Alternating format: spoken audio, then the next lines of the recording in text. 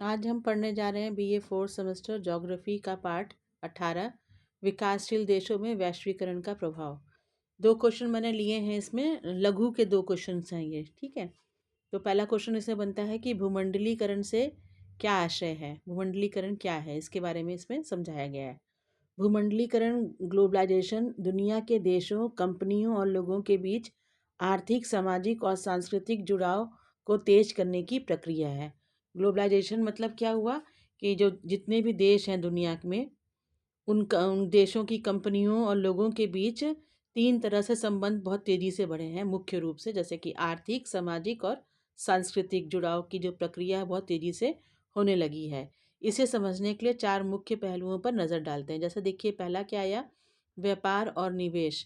Tariff घटाकर और मुक्त व्यापार समझौते जैसे WTO, RCEP करके समान सेवा की सीमा पार आवाजाही आसान हुई। ये दो तरह के नियम जो हैं सरकार ने WTO के द्वारा जो लगाए गए, टैरिफ घटाकर और मुक्त व्यापार समझौते जो है, इसके द्वारा क्या हुआ कि लोग अपनी सेवा, जैसे जिसके अंदर जो क्वालिटी है वो अपनी इस क्वालिटी से कहीं पर भी जाकर के काम कर सकता है। और क्या हुआ कि अपने ही देश में नहीं बल्कि सीमा पार भी वो जाकर के अपनी इन सीमा सेवाओं के द्वारा कमा सकता है, ठीक है। तो व्यापार और निवेश जो है वो आसान हो गया है। दूसरा है विदेशी प्रत्यक्ष निवेश, जो है जो विदेशी लोग अब हमारे देश में या हमारे देश के लोग बाहर के देशों में पैसा लगाना चाहते हैं, FDI करना चाहते हैं, जिससे बहुराष्ट्रीय कंपनियां विभिन्न देशों में उत्पादन इकाइयां लगाती हैं। ये भी तेज हो गया ग्लोबलाइजेशन के कारण। तकनीक और संचार, इंटरनेट, मोबाइल और क्लाउड सर्विसेज के ने सूचना को तुरंत विश्व भर में पहुंचाया।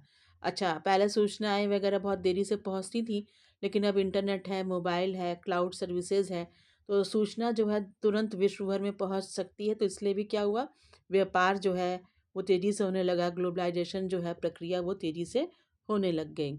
इससे ई-कॉमर्स, डिजिटल भुगतान और दूरस्थ कामकाज का विस्तार हुआ। ई-कॉमर्स मतलब व्यापार से संबंधित था।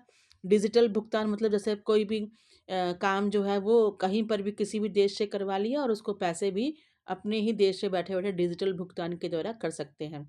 जैसे देखिए, IT कंपनी के द्वारा लोग क्या करवा रहे हैं कि कहीं से कुछ छपवाना है या उसको बनवाना है, तो उस देश को दे दिया और उसका जो पैसा वगैरह है वो अपने ही देश से बैठे बैठे पहुंचा दिया। सांस्कृतिक आदान प्रदान तेज हुआ, जैसे कि फिल्म, संगीत, फैशन और खाने पीने की चीज़ें सीमाओं को पार कर रही हैं।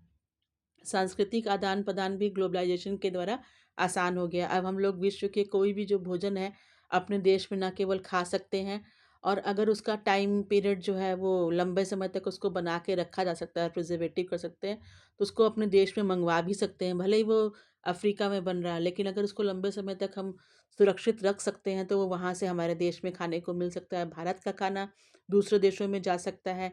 ऐसे ही फिल्म, संगीत, फैशन सब एक देश से दूसरे देश में जाने लग गया। ये सब किसके कारण हो रहा है, ग्लोबलाइजेशन के कारण, भूमंडलीकरण के कारण। साथ ही स्थानीय संस्कृति भी वैश्विक प्रवृत्तियों से प्रभावित हो रही है। स्थानीय संस्कृति देखिए कि हर एक राज्य, हर एक देश की अपनी कोई ना कोई संस्कृति होती है, लेकिन उस संस्कृति में भी धीरे धीरे बदलाव आ रहा है। वो कैसे कि दूसरे देश की संस्कृतियों को हम लोग देख रहे हैं, तो जो आसान प्रक्रिया समझ में आती है अपनी संस्कृति में अपना रहे हैं। हमारी संस्कृति की कुछ अच्छी चीज़ें, अच्छी बातें जो हैं दूसरे देश के लोग अपना रहे हैं, तो हर एक देश की संस्कृति प्रभावित हो रही है। आर्थिक प्रभाव क्या पड़ा, सकारात्मक पहला तो ये कि उत्पादन लागत घटती है, ठीक है। उपभोक्ताओं को सस्ते विकल्प मिलते हैं, नई नौकरियों का सृजन होता है। उत्पादन लागत घट रही है। जैसे देखिए, अब पहले क्या था कि एक ही जगह पर सब कुछ बनता था, अब ऐसा नहीं है। जैसे कुछ चीज़ें यहाँ बन गई, कुछ चीज़ें दूसरी जगह पर है, तो वो सामान आराम से दूसरी जगह चला गया, बाकी चीज़ें वहाँ बना ली गई, ठीक है। उपभोक्ताओं को सस्ते विकल्प, जैसे अब उनके लिए यही नहीं है कि इसी दुकान से या इसी जगह से सामान खरीदना है। अब उनके पास इंटरनेट के द्वारा और भी तरीके से सामान खरीदने के कई रास्ते हैं, जहाँ से वो सस्ते में कोई भी सामान खरीद सकते हैं। और इन सबको करने के लिए बहुत सारी नौकरियों का भी सृजन होता है, मतलब बहुत सारी नौकरियां भी सामने आईं। लेकिन नकारात्मक प्रभाव क्या पड़ा कि कुछ उद्योग, जैसे कट्टर स्थानीय उत्पादन, प्रतिस्पर्धा नहीं कर पाते। जैसे देखिए, कुछ उद्योग ऐसे होते हैं ना कि वो उसी स्थान पर बन रहे हैं, ठीक है, उसमें बदलाव नहीं कर पा रहे, वो और जगह नहीं जा सकता। जैसे मिट्टी का कोई उद्योग है या कोई और ऐसे उद्योग देखिए जो एक ही जगह पर स्थापित है। ठीक है? तो ये जो दूसरे अंतर्राष्ट्रीय जो व्यापार हैं या जो उद्योग स्थापित हुए हैं, उनसे ये लोग प्रतिस्पर्धा नहीं कर पाते, क्योंकि उनके अंदर उनके साथ इतने सारे जो बदलाव हैं वो अपने में नहीं ला पाते, क्योंकि उनके पास उतना साधन ही नहीं है। ठीक है? तो इससे क्या हुआ कि आय की असमानता बढ़ सकती है। जैसे देखिए, जो लोग ज़्यादा जगह पर अपना सामान व्यापार बढ़ा रहे हैं, उनके पास ज़्यादा आय आ जाएगी। जो छोटे जगह पर सीमित रह गए हैं, उनकी आय नहीं बढ़ पाती, उनकी आय जो है वो कम ही रह जाती है।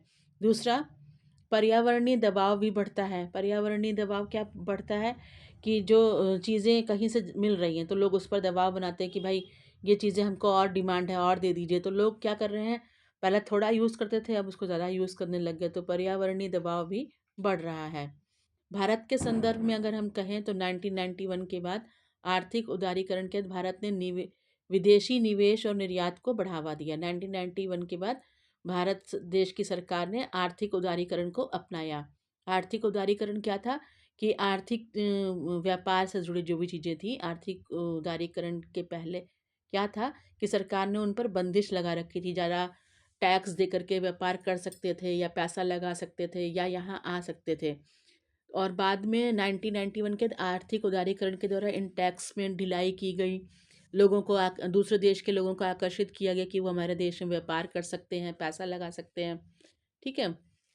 तो इसके द्वारा भारत ने विदेशी निवेश, यानी विदेश के लोग यहाँ पैसा भी लगाने लग गए, अपना रोजगार भी बढ़ाने लग गए, और यहाँ से निर्यात को बढ़ावा दिया गया। ठीक है? आज भारत आईटी सेवाएं, फार्मा और रिन्यूएबल ऊर्जा में वैश्विक खिलाड़ी बन चुका है। इन तीन चीज़ों में बहुत अच्छा है भारत। पर साथ ही कृषि और छोटे उद्योग पर प्रतिस्पर्धा का दबाव भी महसूस कर रहा है। लेकिन एक चीज़ और हुआ कि भारत एक तो कृषि प्रधान देश है ना, तो कृषि से जुड़े हुए जो छोटे उद्योग हैं और जो खुद कृषि भी, वो अंतर्राष्ट्रीय जो प्रतिस्पर्धा है उसका दबाव महसूस कर रहा है, क्योंकि कहीं ना कहीं कृषि के क्षेत्र में अभी भी हम लोग जो हमारे देश हैं, विकसित देश, उनसे मुकाबला करने में अभी असमर्थ हैं।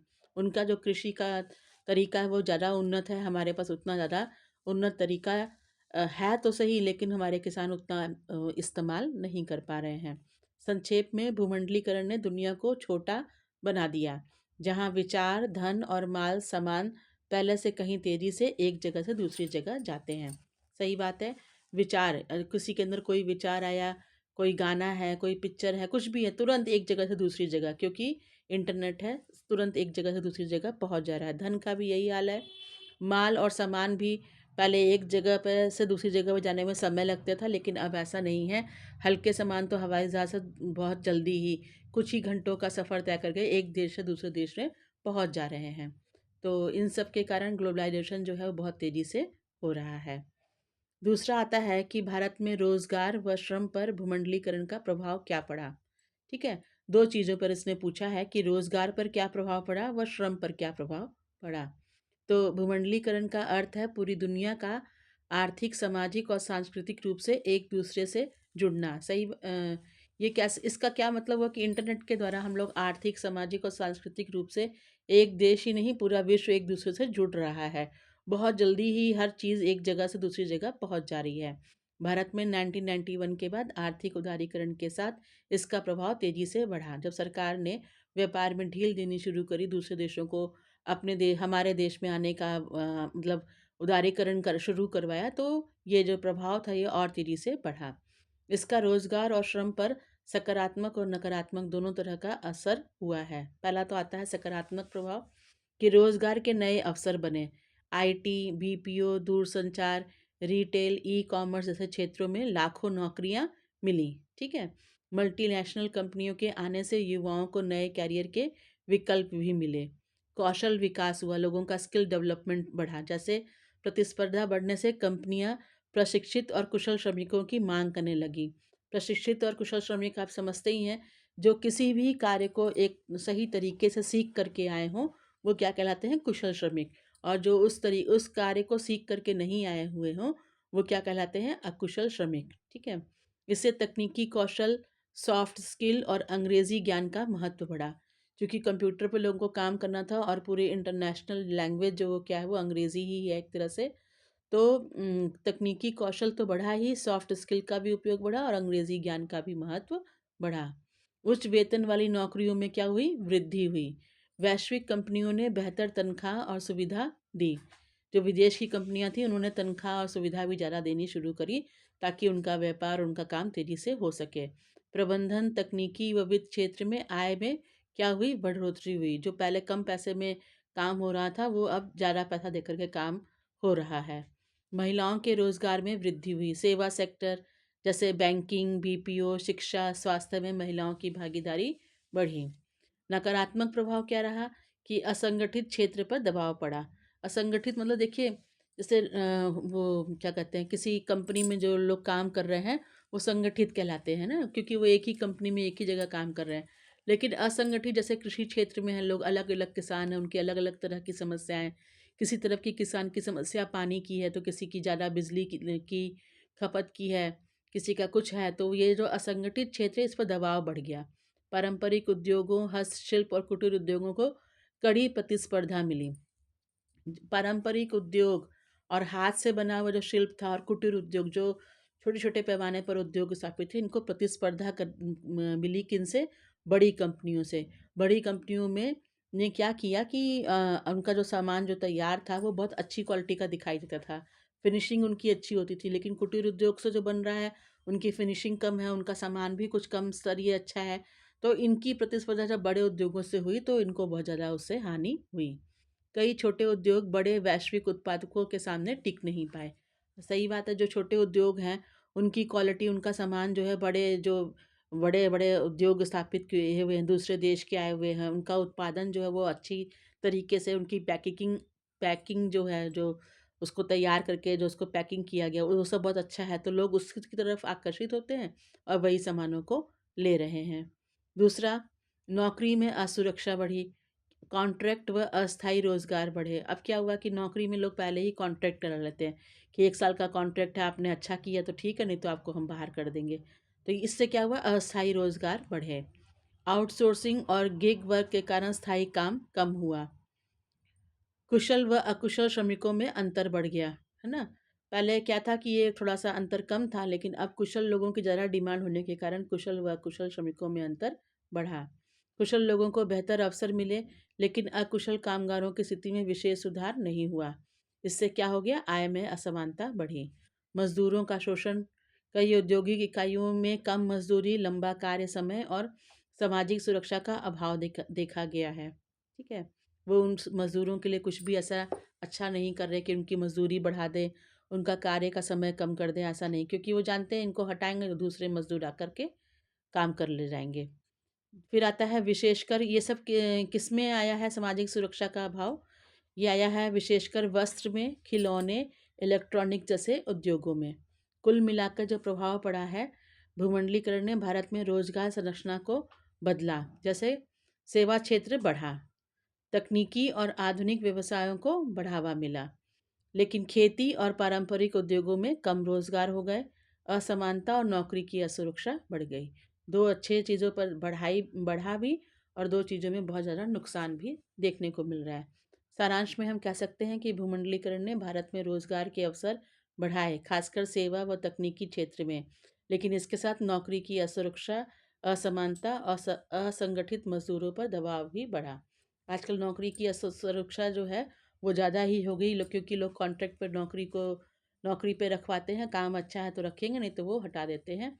वो उस कार्य को दूसरे व्यक्ति से करवा करके अपना काम पूरा कर लेते हैं। ये दोनों शॉर्ट क्वेश्चन मुझे लगता है आपको समझ में आ गया होगा। इससे संबंधित कोई डाउट हो तो आप लाइक, शेयर, सब्सक्राइब करके पूछ सकते हैं।